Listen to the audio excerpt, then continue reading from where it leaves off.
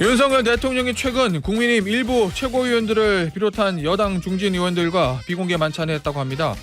한동훈 대표 및 친한계 최고위원들은 초청과 같이 못했고 한동훈 대표는 모르는 내용이라 말할 수 있는 게 없다.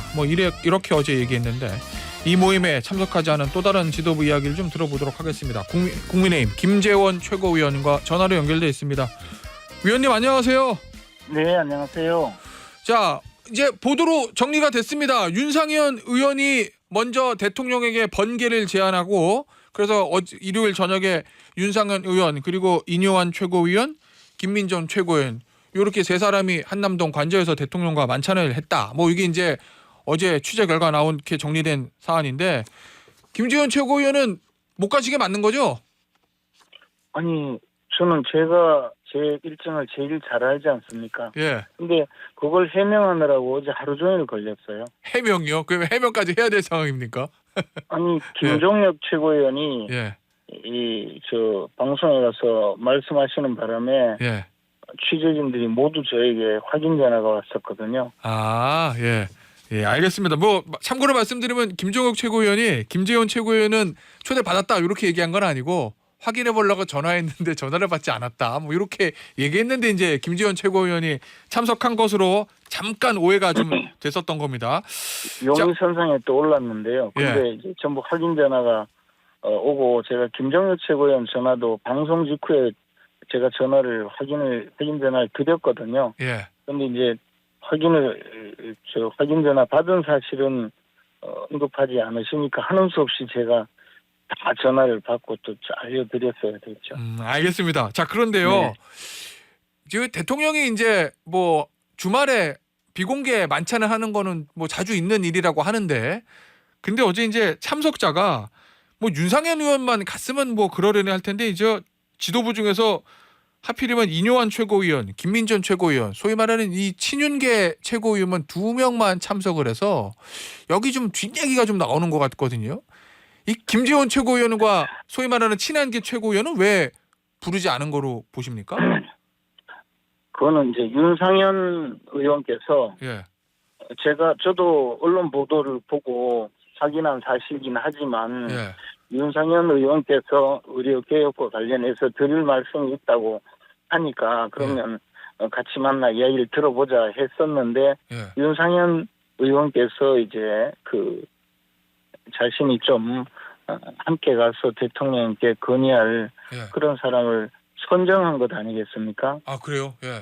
예, 대통령실에서 누구를 선정한 것이 아니고 윤상현 의원께서 제안을 하시고 그렇게 해서 그러면 함께 당신이 알아서 같이 오라 해서 만찬이 이루어진 것인데 그것을 지금 무슨 친한계, 비한계 저는 이것도 저것도 아닌 독립군 이렇게 구성하는 것 자체가 좀 너무 사람들을 구획 정리해서 해석하는 거 아닌가 생각합니다. 지금 대통령 입장에서도 의료개혁과 관련해서 국민들의 여론도 좀 들어보고 싶고 현장의 분위기도 좀 알아보고 싶고 또 의사 출신이신 인효한 의원님의 현장 분위기도 좀 들어보고 싶고 그렇게 해서 맞이한 것으로 보이는데 너무 지금 이게 친한 비한이라고 지금 규정이 되어서 이야기가 되는 것은 당시 상황과는 좀 다른 것 아닌가라고 저는 추측할 따름입니다. 자, 일단 김재원 최고위원의 추측이긴 하지만 그러니까 용산에서 대통령실에서 이렇게 참석자를 제안하거나 그런 게 아니라 한남동 관저에 가는 윤상현 의원이 이제 멤버를 만들어서 갔을 것이다 이런 추정이신 거죠? 그러니까. 그것은 대통령실의 확인 내용으로 저는 언론 보도에서 봤습니다. 언론 보도에서 윤상현 의원께서 이른바 번개 미팅 제안을 했고 그건 저도 봤습니다. 그렇게 하면서 윤상현 의원께서 함께 같이 갈 분을 선정해서 간 것으로 그렇게 파악을 했는데 비슷한 상황이 아닌가 생각합니다. 알겠습니다. 위원님, 예전에도 한남동 관저 가보신 적 있으세요? 저는 구경하지 못했습니다. 아, 그래요? 오. 네. 아니 뭐 저는 예. 독립군이거든요. 독립군이에요. 예. 그러면 대통령이 한 번도 이제 김지원 최고위원 사실은 저 대선 캠프 때부터 중요한 역할을 많이 하셨던 거로 제가 알고 있는데 뭐 따로 저 식사나 뭐 술 한잔 하자 그러면서 이야기를 나눌 그럴 기회는 없었습니까? 그동안 대통령이랑? 네, 그렇습니다. 오, 그렇습니까? 예. 아니 뭐 최근에 왜 갑자기 또 이렇게 마음 아프게? 마음 아프세요? 자, 그러면 최근에 이제 대통령이 이 정치인들이나 중진 의원들을 또는 뭐 전직 의원들 저 정치권 관계자들 한남동 관저를 불러서 식사하시면서 얘기를 듣는 시간을 많이 가진다 뭐 이런 보도 있었는데 만약에 김재현 최고위원이 한남동 관저 가서 대통령이랑 단둘이 식사할 기회가 있다. 그럼 뭐라고 조언하시겠습니까? 현재 이 정치 상황에 대해서. 많은 분을 만나서 말씀을 들어보시는 게 좋을 거라고 제 생각은 그렇기 때문에요. 예. 제가 아니더라도 예. 수많은 분들과 함께 대화하시는 것은 대통령께서 판단을 하시는데 굉장히 도움이 되거든요. 예. 제가 그 청와대 정무수석으로 있을 때 박근혜 전 대통령께서도 사실은 이렇게 관저 만찬을 여러 번 하신 적이 있는데요. 정말요? 그 당시에도 일부 정치인들과 저 만찬을 하는 자리에 저도 또 참석한 적도 있고 예. 그랬는데 그것이 또 다른 그 당내의 다른 분들은 그에 대해서 다른 뒷말을 하신 적이 있거든요. 특히 예. 그 당시에 예. 김무성 대표께서 예. 공개적으로 일부하고 저녁을 먹었다는데 이거 좀 문제가 있다라는 그 말씀을 하셨거든요. 그런데 사실 대통령께서 편안한 저녁 식사를 하면서 정치인들과 만찬을 하고 그 과정에 깊이 있는 이야기도 좀 듣고 하는 것은 저는 굉장히 좋은 일이라고 생각하고 있습니다. 지금 이번에 대통령께서 만찬을 몇몇 그 중진 의원과 또 지도부에 있는 최고위원과 이야기를 했다고 해서 예. 그것을 지금 누구는 부르고 누구는 부르지 않았다 이렇게 이야기하는 것 자체가 예. 대통령이 정치인들이나 또는 여론의 상대에 민감한 분들로부터 대화를 하고 또 말씀을 듣는 자리 자체를 봉쇄하는 일이거든요. 그래서 저는 이런 논란 자체가 예. 저는 오히려 옳지 않은 일이라고 생각하고 있습니다. 알겠습니다. 자, 새로운 지도부 한동훈 대표 그다음에 김재원 최고위원을 비롯한 이 새로운 지도부와 추석 이후에 뭐 어제 대통령실 설명 보니까 이제 체코 순방 이유가 될 것 같은데 만찬을 할 계획인 것처럼 보도는 돼 있는데 그거 말고라도 이 윤석열 대통령이 한남동 관저로 뭐 한동훈 대표를 불러서 비공개 뭐 1대1 뭐 만찬 뭐 술자리 이런 거 가지면서 좀 허심탄회하게 이야기를 들어보고 주고받을 필요는 있다고 보십니까? 일단 예. 한동훈 대표께서는 술을 마시지 않는 분이잖아요. 예. 지금 말씀하신 뭐 술자리라는 것은 애당초 가능하지 않는 것 같고. 그럼 만찬이라고 하죠. 예. 만찬은 한동훈 대표께서 이제 공식적인 건의 또 공식적인 형태의 대통령과의 소통을 원하고 있기 때문에 예. 뭐 지금 그런 말씀하신 그런 비공식적인 자리에 대해서 예. 한동훈 대표님이 어떻게 생각하실지 모르겠습니다. 그러면 한동훈 대표 생각이 어떨지 모르기 때문에 대통령이 먼저 한 대표를 한남동 공간으로 부를 필요도 없다 이런 말씀이세요?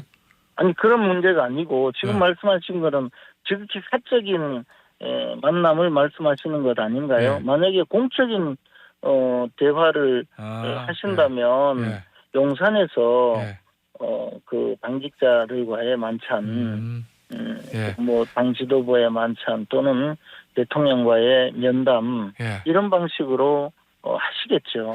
근데 지금 말씀하시는 지극히 사적인 방식의 대화를 과연 어떻게 생각하시는지 저는 그 부분은 조금 제가 잘 모르기 때문에 말씀드리기가 조금 조심스럽다고 생각합니다. 알겠습니다. 자, 의정 갈등 얘기 좀 해보죠.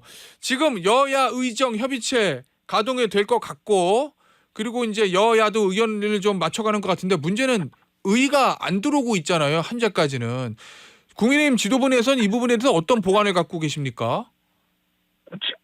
지금 당장 참 답답한 상황입니다. 사실은 예. 이 모든 것이 당사자인 의료인들이 참여해서 그분들의 입장을 제시하고 또 현실성 있는 대안을 제시하고 그렇게 해야만이 이 문제가 좀 해결이 될 텐데요. 네. 정치권에서 모여서 정치권과 정부에서 모여서 지금 파업 중인 전공의들을 비롯한 의료인들의 입장을 추측해오면서 또는 일부 의료인들의 입장만을 들어가면서 맞춰내기는 상당히 어려운 입장이거든요. 그래서 궁극적으로는 의료인들이 참여하는 여야 의정 협의체를 만들어내는 것이 가장 중요하다고 보고요. 예.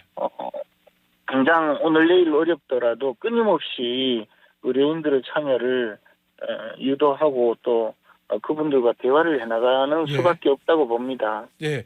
그 의료계에서 요구하고 있는 게 이제 2025년부터 증원을 백지화하자. 근데 이거는 뭐 물리적으로 좀 쉽지 않다고 하더라도 또 하나가 대통령의 사과하고 관련자 문책이잖아요. 이 대통령 사과하고 관련자 문책은 야당도 조금 검토해볼 필요가 있지 않냐 이렇게 얘기하는 것 같은데 의원님 생각은 어떠십니까? 이 두 부분에 대해서. 야당은 또 이 기회에 예. 대통령의 그 국정 수행을 어떻게든 발목 잡고 대통령의 위신을 추락시키려는 그런 좋지 못한 습성이 나타나는 거죠. 예.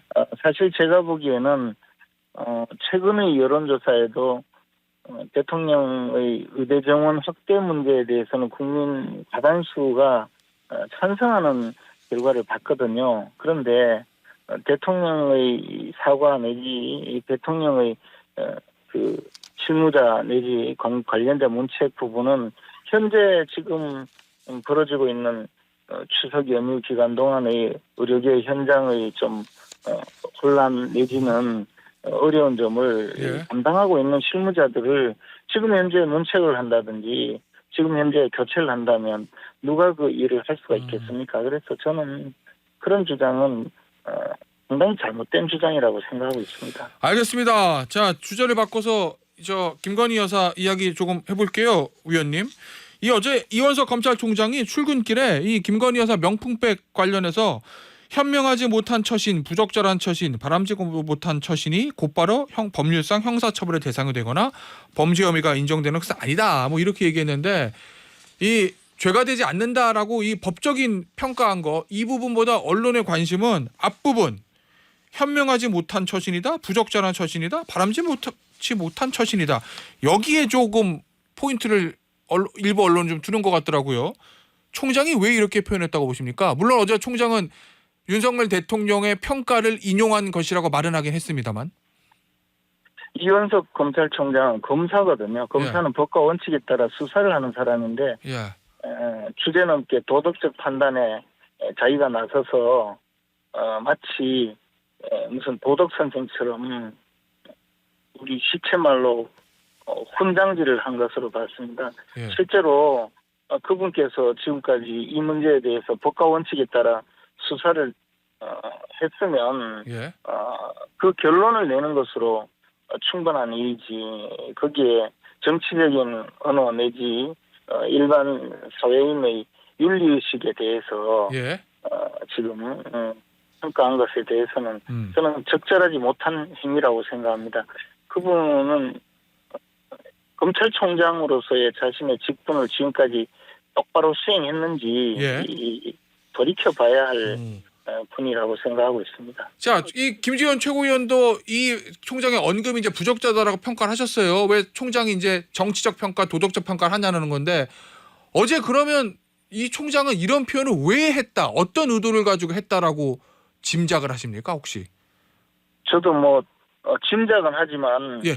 제 짐작을 뭐 다 이야기하는 것은 적절하지 않는 행위이거든요. 그러나 예. 이원석 검찰총장이 과연 자기 직분을 수행을 제대로 했나요? 많은 분들은 예. 그분이 왜 저런 지금 2년 동안 조용히 있다가 이제 퇴임을 앞두고 저런 이상한 자꾸 언행을 하고 있는지에 대해서는 의아하게 생각하는 분들도 많이 예. 있거든요. 자, 위원님 예.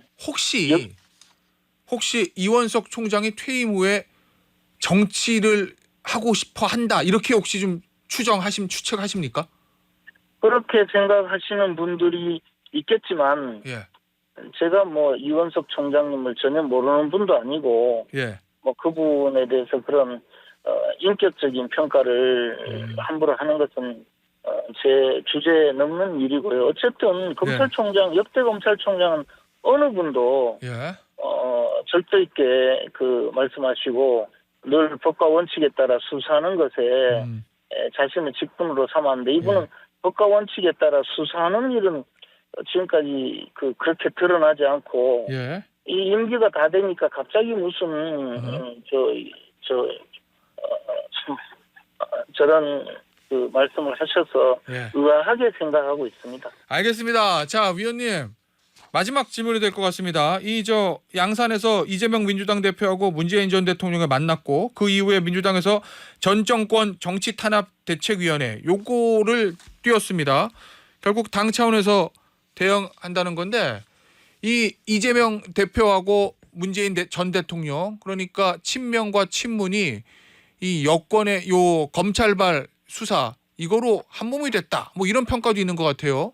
이거 어떻게 보세요? 어쨌든 이재명 대표는 지금 10월 달과 11월 달에 이미 예. 1심 판결 선고를 앞두고 있고 그것이 정치적으로 상당히 중요한 판결이 될 텐데요. 예. 그러면서도 지금 대장동 사건 그리고 대북 송금 사건으로 재판을 받고 있고 이 사안은 판결이 확정되면 중형 선고가 예상되어 있거든요. 그러니까 자신이 우선 예. 자신의 처지가 사실은 사법적으로 중범죄 혐의를 받고 있는 분인데도 불구하고 예. 이것을 정치 탄압이다 이런 프레임을 갖고 가야만이 유리하다고 판단했을 것이고요.